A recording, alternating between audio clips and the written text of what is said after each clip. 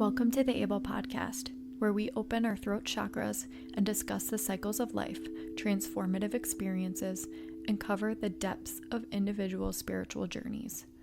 I am your host, Courtney, the creator of Able Alchemy, where dreams and reality align. I'm an intuitive brand designer and sound healer with a passion for bringing people together in community.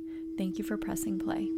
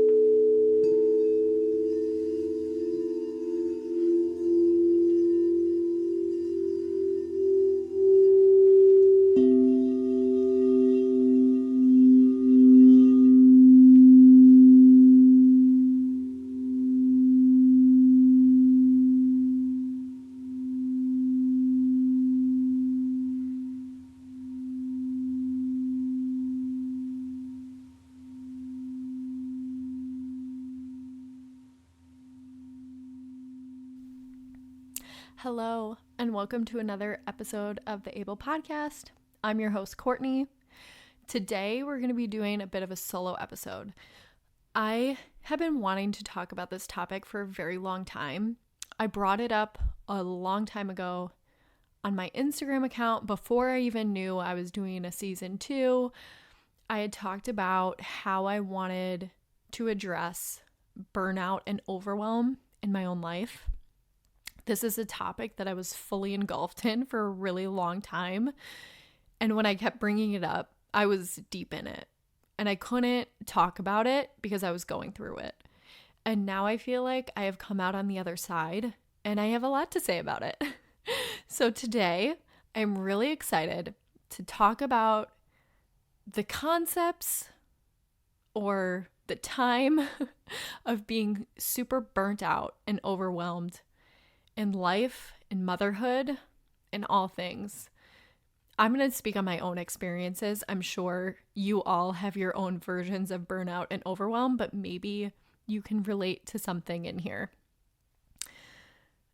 So as I am going through my own versions of these things, of feeling so burnt out and so overwhelmed, I came to realize that these labels that I was giving my own exhaustion was really just my body's way of telling me that I was so far out of alignment and that I needed to get my shit together. For a long time, I had to put everything on pause. I stepped away from my business. I had to focus on myself. This is while I still had the Able Press. This is before I rebranded. This was probably like a year ago, maybe, that this began, when I started talking about being so exhausted and overwhelmed with life. So I had to slow down and reflect on what was out of alignment. And I, in my own head, called this my healing hole.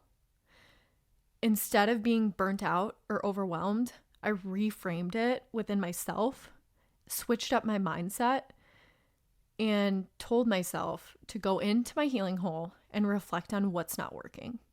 What is out of alignment? How do I need to take care of myself? There are a lot of positive and negatives to this so-called healing hole. It is holding space for yourself. It is self-care. It was a practice of self-awareness rather than victimhood, but it also, for me, was hermit mode. That would be the best way I could describe it. Going into hermit mode, kind of isolating myself, which probably is not the best thing to do. I tend to cut off communication with a lot of people in my life until I kind of figure my shit out, which probably isn't the healthiest thing for my relationships, but it's what I needed to do to realign myself.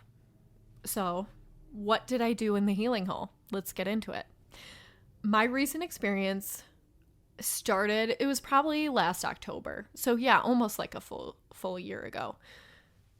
I started to feel major symptoms of exhaustion and was so uninspired with everything. I had no creative drive, no ambitions in the moment. I knew it was time for a reality check. Nothing in my business felt right. The paper shop was just not something that I wanted anything to do with anymore, which is funny because now I'm closing it down. I realized what a big people pleaser I was. Even though I had gone through like this big spiritual awakening that I'll definitely talk about at some point, I was starting to realize all of the unhealthy patterns that I had in my life. Not having boundaries to keep my own sanity. I was not asking for help. I was running away from my problems and trying to keep myself so busy that I couldn't really address it. And I wasn't working out. I was drowning myself in things outside of self-care to avoid my own feelings. And finally, my mental health kind of took a toll and forced me to slow down. I am someone who tends to bottle up all my emotions.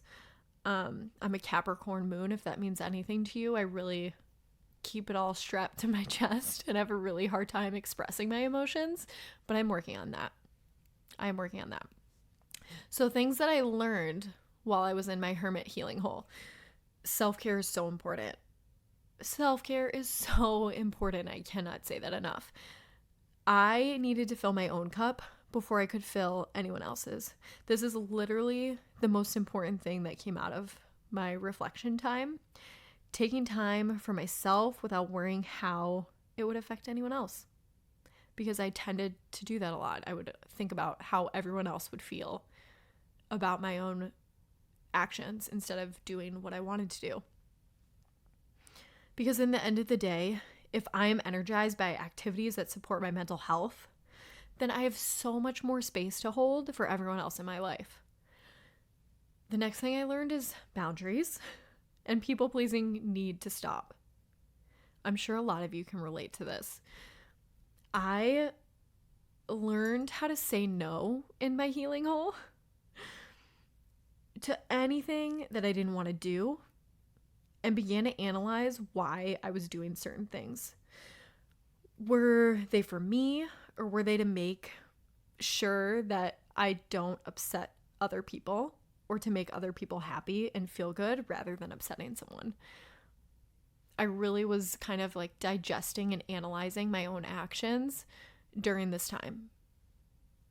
And then the last thing I learned, which is so important, and it was a huge perspective shift for me, is that motherhood is a miracle. I think I spent a lot of time in the victimhood mentality in my mind. I spent a lot of time bitching about all the things that I had to do and the things that I wish I could do, that I felt like I was being held back because of motherhood. But it was really all in my head, because in reality, I can do whatever I want, and all I needed to happen was a perspective change and have the courage to ask for help, and in turn actually receive that help. I feel like there are really awesome spaces on the internet, but sometimes you hit places that are just, I don't know if anyone else feels this way, but kind of shitting on motherhood and like, oh my God, it takes like a victim stance on being a mother, all the terrible things that go into it, instead of really looking at the miracle of it all. Being a stay-at-home mom and also having a side business, I kind of get the best of both worlds, where I have started to ask for help and can do my job as well as being the main provider for my kids. And on both sides of the spectrum, there's a lot of complaining and victimhood, I feel like. And in my healing hole, I kind of learned to shift my perspective here and kind of get out of that mindset of being a mother isn't as hard as it needs to be. I don't know if that makes sense, but that's kind of where I was in my mind. And I'm going to go into each of these and kind of tell you what they each look like for me now. And who knows, Lord, these may change.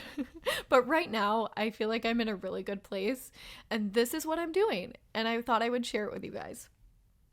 So what does self-care look like for me? Because I kept talking about how important that is for me right now. Self-care has a lot to do with spiritual practices for me. These are vital for me in maintaining my mental health and filling up my cup, like I talked about. One of the main things I do, I feel like I talk about this all the time, is journaling. I am constantly journaling, and I kind of switch it up every now and then. Like I'll journal in the morning sometimes, or I'll journal at night. I love making gratitude lists at the end of the day, like 3 things you're grateful for. I do that all the time because it kind of leaves you I do it in bed, listing 3 things I was grateful for that day. You go to bed in a good mind state, and then you wake up happier. It's a win-win for real. Meditations. I love to meditate, and honestly, I don't do it enough, but meditations are amazing. And if you are someone who wants to get into meditating, I used to Google it on YouTube and just be like, I need a guided meditation for sleep or for self-confidence or for creativity, and kind of see whatever pops up. I like to do between like 10 to 15 minute meditations in the mornings or like mid-afternoon. And those always help me put me in a better mind state. It's like a frequency shift. If you're ever feeling down, that's a really great thing to do, even if it's like just 5 minutes. Love a good meditation. Another spiritual practice that I participate in every now and then are spiritual, I guess you could call them like support groups. I recently just finished up a 6-month group that was called Mother Rising her name is Katie, and she is on Instagram at When You Wake if you want to look into her. She is amazing.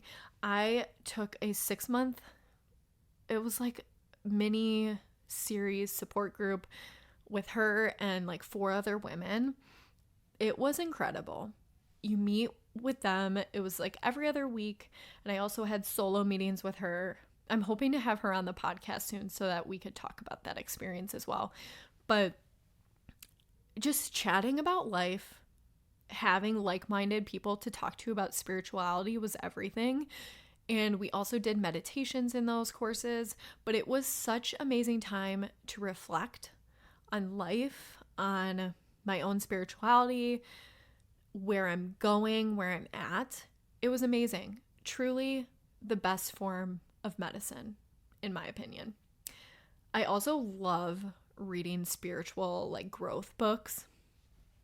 If you follow the Able Alchemy, I also have a newsletter that I put out every other Wednesday via email, and I love to send book recommendations in there.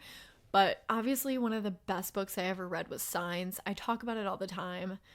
I have like a whole list of books, and I do send them out in my newsletter. So sign up for that if that's something you're interested in, because I love reading spiritual books. I used to be all fiction girly, but now this is a way to read really uplifting books or like different perspective spiritual books, and it changes your frequency. It puts you in a better place. I just love it so much.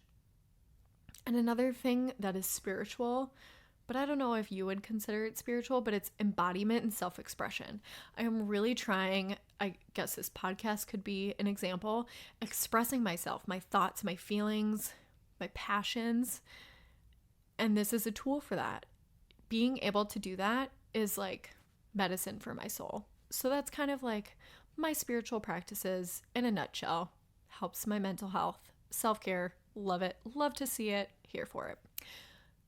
Another thing, major thing that helps me with self-care is fitness.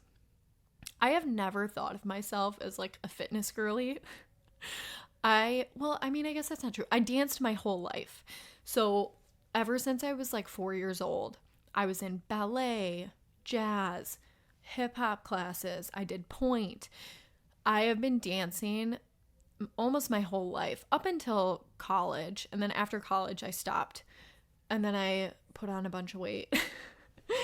And then after that, I kind of found a new love for fitness because I never really worked out before that because I was always dancing. But sweating has become such a huge part of grounding myself and getting back into my body. A big trauma response for me whenever I was triggered was to live in my head. I would escape myself and be in my head and never fully express or release any of my emotions. And whenever I start to feel agitated now or frustrated and notice that I'm kind of like fleeing my body, working out has been my favorite way to blow off steam and feel rejuvenated. So I love doing hot yoga. If you're local to Glen Ellen, I go to Drip Yoga Studio. It's amazing. Love it there. I also have a Peloton. Chris got it like the beginning of COVID, and I love it. I love their cycling classes. It's so fun. And another way to move my body is like I'll have little family dance parties with the gals. We love to dance around the living room. So fun. I also love a good long walk. We have a little fairy garden by our house that the girls love to walk to, and like you're pushing a heavy wagon, walking to the fairy garden. It's a little muscle movement.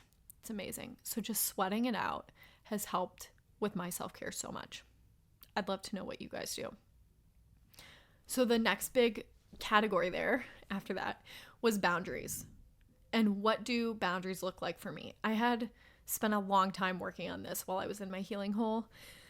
This is something that I've been working on for a while, and it's still like a practice. It's like a daily practice, I guess you could say. Boundaries for me are only being around people who give an equal energy exchange. This means like true friendships with balance. We hold space for one another. I have learned that I am not someone who is good with like a large group of friends. I think my whole life, I thought I needed to be a girly who had like a large group of friends because that's societally, that's what we see everywhere.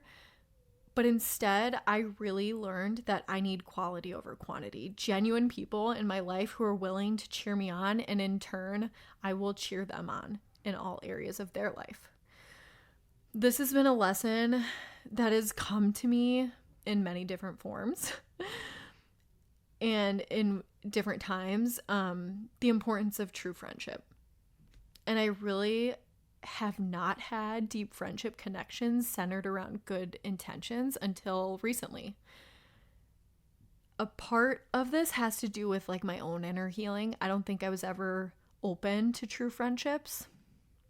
I reached a point in my life where I was so done with the drama and the bullshit, and that occurs, I feel like, in so many groups of women. I know society talks about lifting each other up, but I haven't seen that a lot in my own groups of friendship, and it goes both ways. I had a lot of work that I needed to do on myself before I could be a supportive individual, and I'm finally in that place in my life, and I've noticed that healthier people have come into my life, which is amazing. So yeah, that has been that may not sound like a traditional boundary to everyone, but having true, consistent, real quality relationships and friendships is a strong boundary for me. And if it's not doing it for me, then I'll just like let it go, So that's a really important one. Another boundary I set is listening to my body and my emotions. Saying no when I don't want to do something. This could be like a family function or event that I don't have energy for. I have come to realize that I'm a homebody and I love to go to bed early, but every now and then I love a late night, especially to dance the night away. So it's kind of figuring out where I stand and how I feel in that moment and being honest about it and being open and honest instead of hiding my true feelings. Just being open and honest and sharing my truth. And if people don't like that, then whatever. And when I do things or say yes to things, I want to make sure I'm doing them because I actually want to do them. I'm learning to reflect before responding and make sure that I own my intentions and don't involve people pleasing and making others happy or comfortable. Just making sure that I'm really wanting to do something, because in reality, all that matters is my own peace. And I don't mean to say that to sound rude or selfish, but as someone who is running her own family, as a wife, a business owner, I don't have a ton of extra time or energy to spare. And I'm learning to kind of be in touch with my own inner battery. I taught Harper this. If you follow me on Instagram, I've talked about this before, but really tuning into my own battery and seeing where my energy level is at and knowing if I am prepared to engage with other activities. And I'm sure it offends people at times, or I rub people the wrong way, but I have found it so important to keep my own sanity and not overextend myself, because I'm a better person for my kids and my husband at the end of the day. And that's what really matters. So that is what boundaries look like for me. And who knows, that could shift and change over time. But I have never had these boundaries in place. And they're mostly they are for myself. This isn't like an external thing. This is really checking in with myself and looking at what's important for me and staying true to myself. And if I tell myself I'm going to do something, staying true to that. And if I'm just not feeling it anymore, being honest and open. And if that offends people, I'm not in charge of other people's emotions, And I hope you guys feel the same way too. Okay, and then lastly, the last one I touched about, my healing whole mentality shift on motherhood. This is a whole perspective that started to shift as my season of life and motherhood started to change. I talked about this a little bit, but living in the victim mind space. I was the one, this is kind of like where my head was. I was telling myself, I'm the one doing everything. I'm not making time for myself. I had so much mom guilt associated with everything. Anytime I left the house without the kids and I went to do something for myself, in the back of my head, I felt guilty or worried. And actually I spoke a little bit about my 6-month period in Mother Rising, that spiritual group that I was in. I came to realize that most of my mom guilt and worry just was not mine. It was conditionally trained into me. And it was like a program that I had to release in my body and out of my mental state. And it took a while to release that perspective, but I shifted it and I've learned to reclaim my power. So yes, I am a mom. And yeah, it's really hard sometimes, but it's hard for everyone. And instead of complaining and sinking into a hole of self-pity, I actually began to ask for help, which is crazy that I never used to do. I started to look into other childcare options, I started to lean on my husband more, which I don't know why I felt like I could never do. Again, it's like that mom guilt thing. But I just started to ask for help. And when my internal battery was feeling low, I would reach out. And we hired a house cleaning service, which just like literally was a game changer. So the cleanliness of the house changed everything. I was hiring help for the girls so I could make more time for Able Alchemy and my work and being able to fill my own cup was amazing. And then I also was able to make it to hot yoga more. And this all in all made me less stressed. And it was so amazing. And then I fell out of this little mom guilt, like self-pity hole and stepped into my power and like reclaimed my own power. Like, I'm a mom. I'm amazing. Yeah, life gets hard, but that's why we're here. We're here to work through things and feel them, express them, but move forward and move on. And children are not a burden. Like, I am creating a beautiful life and they can come along for the ride. It may sound so simple and stupid, but it really was the mind state that I was in, and I had to shift that. And I realized that we are very privileged that we were able to add these additional things into our life with ease.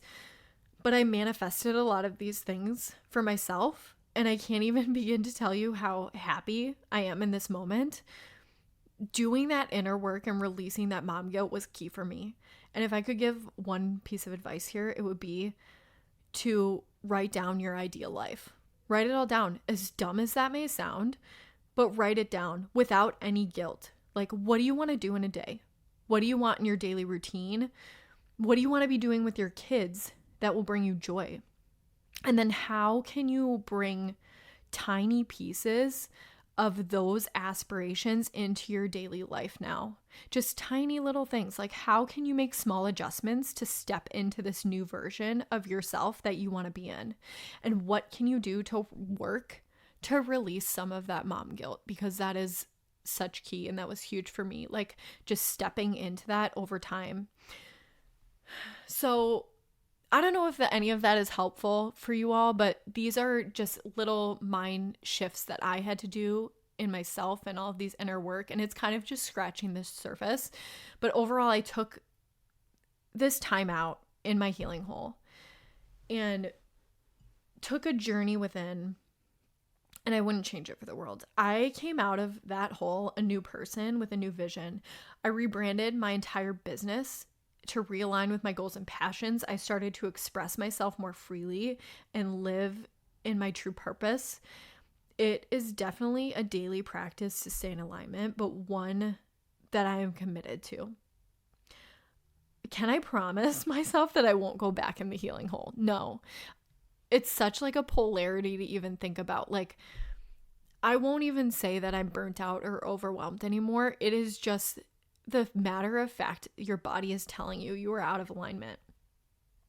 I will probably most likely be there again to learn more life lessons and morph into a newer version of myself and level up. But I'm looking forward to that next journey. But right now, I'm beyond happy that I'm in this place of joy and learned all these different lessons, like in that form of isolation, and manifested all of these little things in my hole. And I'm beyond grateful for it. I don't know if this concept makes sense to you all, but I would love to know what you think about this whole episode, and if you can relate to the concept of a healing hole and shifting your perspective.